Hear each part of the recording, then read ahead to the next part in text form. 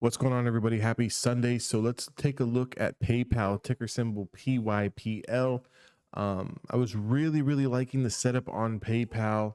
I liked that how after multiple weeks of consistent selling, I mean, coming off of highs of $310 all the way down to, those that 190, 180, 170s. I seen I really liked when we started to consolidate sideways here to get these random pushes higher, and then little wicks would get rejected. But for the most part, I liked that we were consolidating right here off the 150, I believe. Yeah, off the 150 moving average. So what I was looking for on PayPal was potentially get this close that we had over the 5-day moving average, potentially get a pop over the 10, and that was going to give us that clear shot to 213.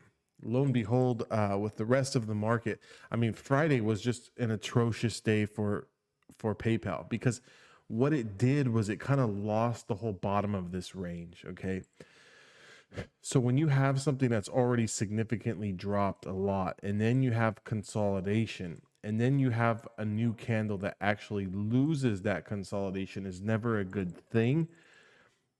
Now, on the bright side, we have the 208 moving average at around 170. So if you're currently invested anywhere in this price here, I just hang tight.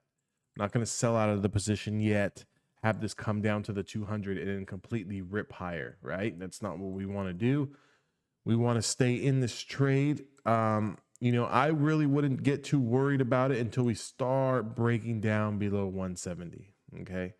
If we start breaking down below 170, then we can have another discussion. I'll make another video and kind of see what things look like. But we lose 170, 155 is going to be the price target.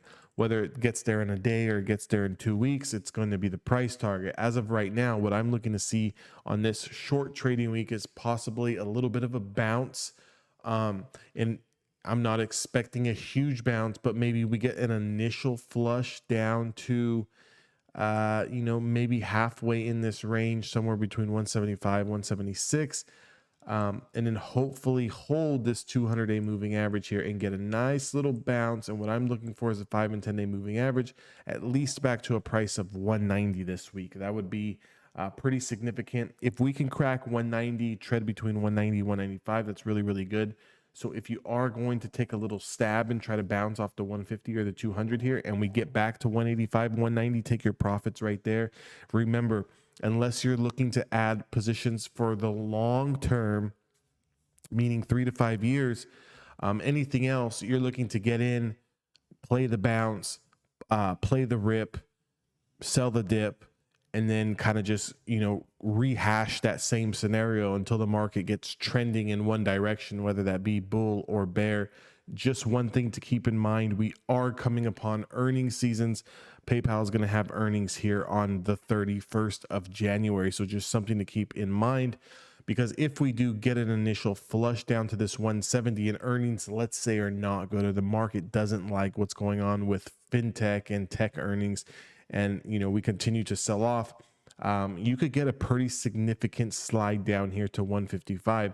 If we just look at the last earnings that we had in November, huge loss of support here on this linear regression channel, and the 100 moving average kind of lost this, and then it's been just a slow fade ever since.